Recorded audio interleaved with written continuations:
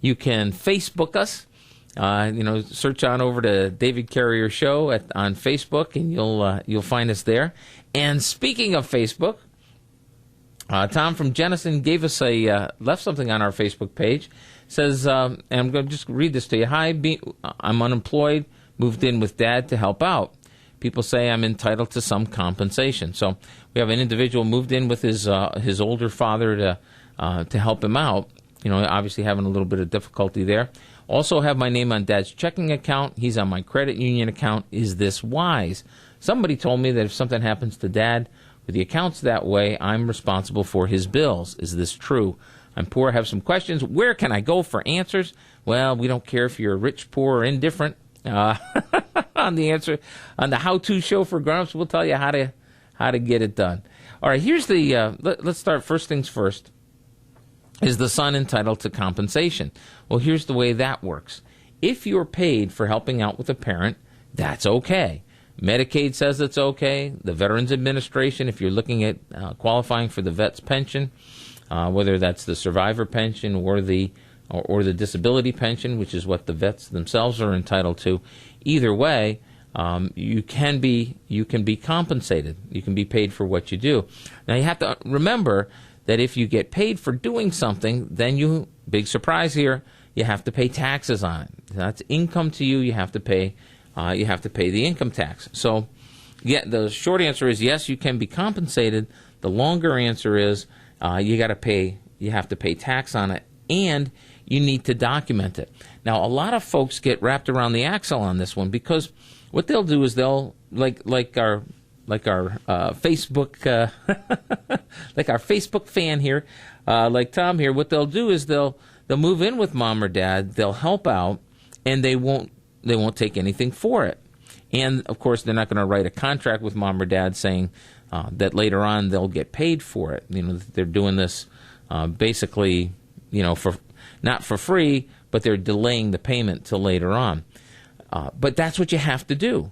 You see, the law says that if you move back with mom or dad and you help them out, we're going to presume that you did that for free, that you don't have a claim against their estate for wages. So your priority is very low. You don't have a more advanced priority because you were providing services like a healthcare provider would have. An advanced priority, would have a higher priority than other creditors. So what you have to do is you either have to be paid right now as you're performing the services. So you can't go back and say, hey, I've been taking care of Dad for the last 10 years. There's $10,000 in the bank account. Why don't you give me the $10,000? That doesn't work.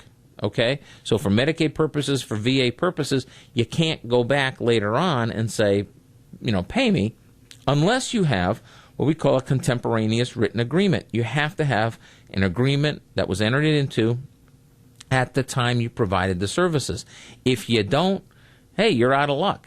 But if you get paid right along, no problem. Or if you have a contract, again, no problem. So that's with the compensation. Tom also wants to know what's the deal here with us both having our names on each other's accounts. I'm not a big fan of that. Now, if you could be a signatory on Dad's account, you can do that. So you have authority to write checks for him.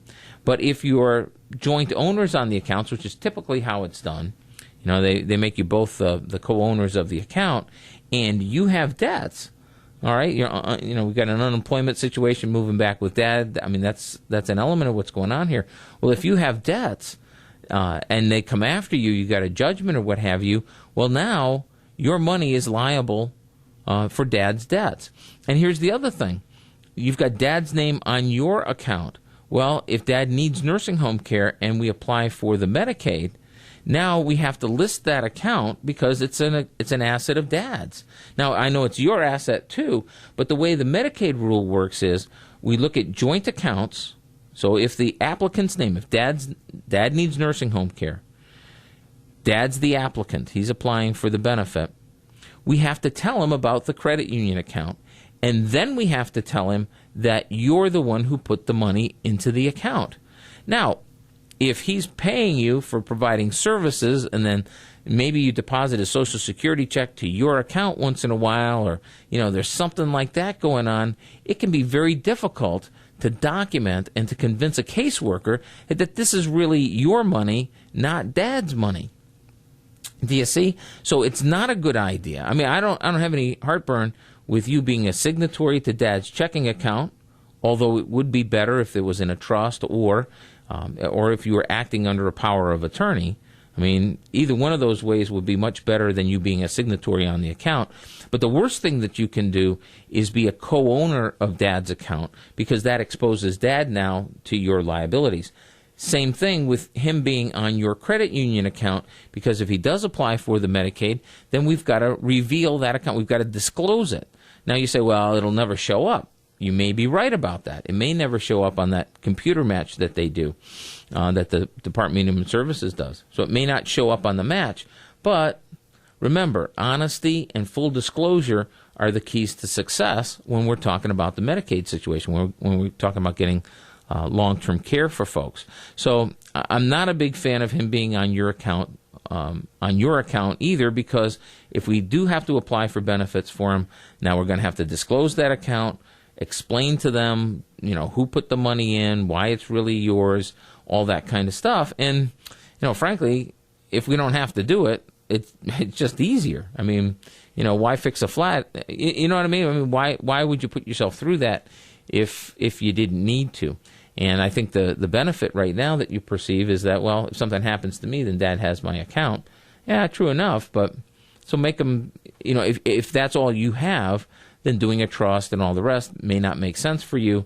There are some other things that you can do. You're listening to The David Carrier Show. I am David Carrier, your family's personal attorney.